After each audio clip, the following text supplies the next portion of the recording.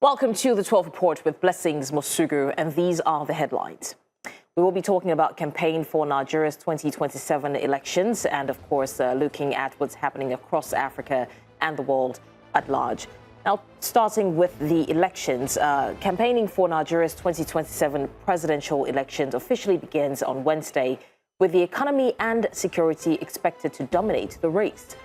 President Bola Tinubu is seeking a second term after introducing major economic reforms, including the removal of fuel subsidies. The policies have been praised by economists and investors, but triggered a cost of living crisis, with inflation peaking at 34% before easing to 15.4% in July. Meanwhile, Nigeria continues to face insecurity from armed groups, including terrorists and bandits.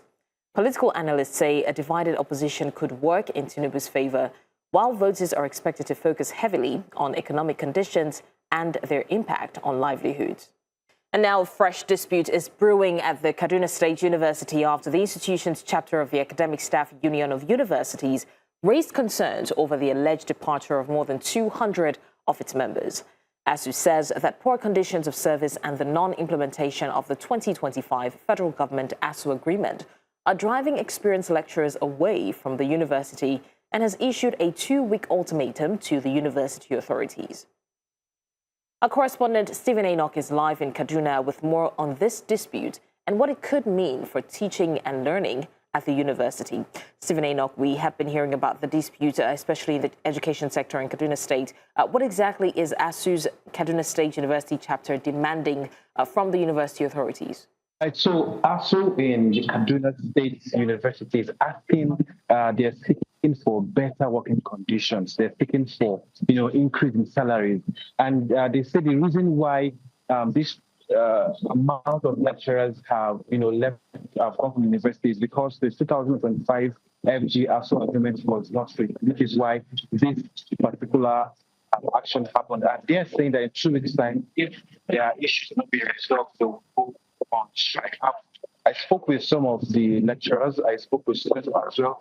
So some of the lecturers did not come, speak with me, on the news, and some of the students have been also, restricted. They can't speak to me on issues. So, but what is important to note here is that, the university is still saying that place. They are saying that this is not happening.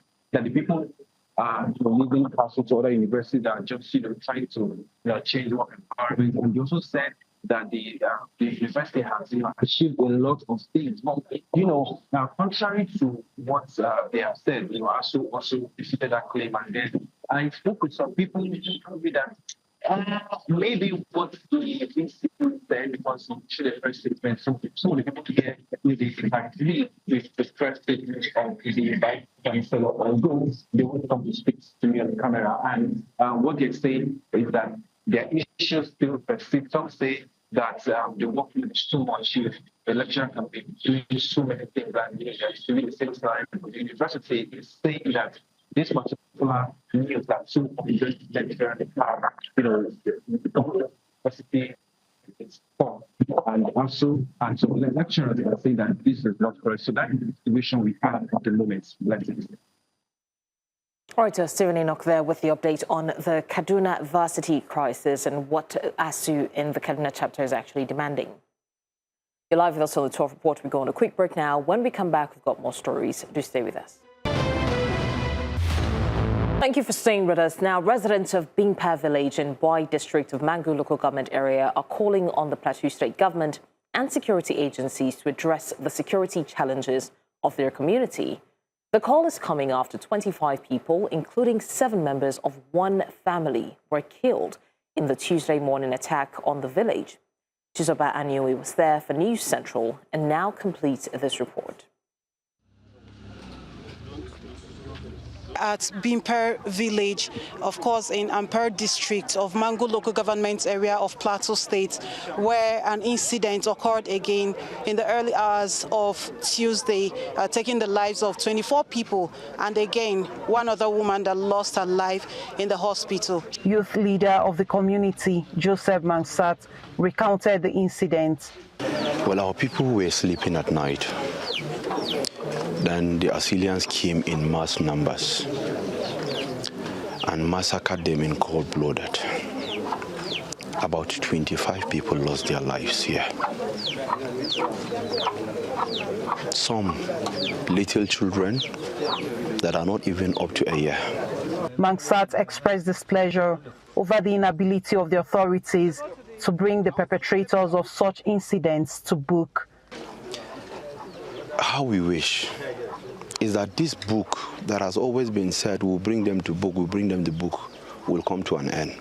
Government must take regulation. The Commissioner of Police and all regular conventional security agencies must actually work with the community surveillance to ensure that which voluntary security agencies are actually satisfied. If the government will stand on their feet and call them for who they are, declare them for who they are, this whole nonsense will stop. News Central team also visited the hospital where the injured are receiving treatment for the injuries they sustained during the Tuesday morning attacks. During his visit to assess the incident, the Commissioner of Police in the state, Ayo Faniyon, gave assurance that the fleeing gunmen will be arrested and prosecuted. The IG is fully aware. The state governor is fully aware. And they have given us the marching orders to go after these people. Those who did this will not have an opportunity again to do another. We are going to go after them seriously with all our logistics. So you people should just take heart and watch what will be unfolding from now. Here is the gravesite where these 24 people have been laid to rest. One more person that gave up in the hospital is yet to be buried. Now, while these people have been laid here to rest, the prayer of their loved ones, of their family members, their friends too, is that government and all stakeholders rise up to this challenge, because as it is now, it is a big challenge on all stakeholders to put all hands on deck to ensure that this is the very end of such attacks, not just in Mangu local government area of Plateau State, but in Nigeria as a whole. In Plateau, for News Central, Chizoba Anyoe. You're live with us on the 12 Report. We're going to break now. When we come back, we've got more stories. Do stay with us. Glad you're still with us. Military veterans have staged a protest at the Federal Ministry of Defense in Abuja, demanding the implementation of an approved military pay increase and their inclusion in a new salary adjustment scheduled to take effect from September. The veterans say the earlier pay increase approved by President Bola Tinubu in November 2025 is yet to be implemented, while they have also been excluded from another presidential approved pay increase announced in August 2026. News Central's Charles Pius is standing by for more updates on this. From serving the nation to protesting for what is due to them. We are the Federal Ministry of Defense here in Abuja, north central Nigeria. Veterans are protesting the pay raise the president announced last year. They haven't been included in that pay raise.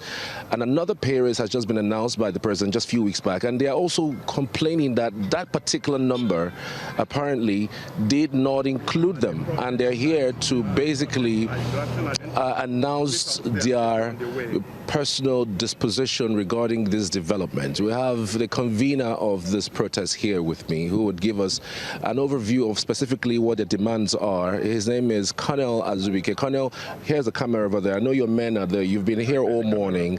Tell me specifically what your issues are regarding this particular protest. The specific issues I can say are two. One is that since November last year, 2025, President Tinubu approved salary increase for the military and the paramilitary, which carried the consequential allowance for their retirees.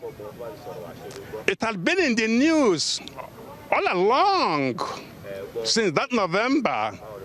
On several official occasions, the military high command the Minister of Defense, service chiefs will be thanking the President for that gesture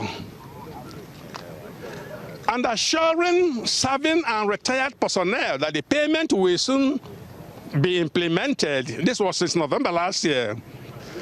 The point we are making is we have a constitutional and legal right to consequential increase anytime the salary is increased. It's in the Constitution, it's in the Armed Forces Act. That is exactly what we are coming for. The new one, which is less, but include us in the computation of the fund requirement. That is our constitutional and legal right. If you do not do that, you know the implication? Somebody who retires from this new rate and you did not do consequential adjustment for the past retirees. You could see a retired captain of some 10 years back getting the pension of a sergeant who retired recently. Right. Because the consequential adjustment has not been done. This is the implication. Mostly it's our So it's quite a painful one. One of the veterans have been speaking to the press regarding this particular issue. They want a consequential adjustment. If there is an increase in military personnel, serving military personnel, there should be an increase in those who have retired. It's all about accountability and, of course, welfare for people who have served Nigeria with all their hearts. Over to you in the studio. Well, Charles Spice there with the military pay increase update. Well, that's all on the 12 report today. Sending your eyewitness report to the WhatsApp number on the screen. We want to see what you see. Also follow us on social media. We are at News Central TV. You can watch News Central live on DSTV channel 422, Gold TV channel 23, Star Times 274, Avo TV and YouTube.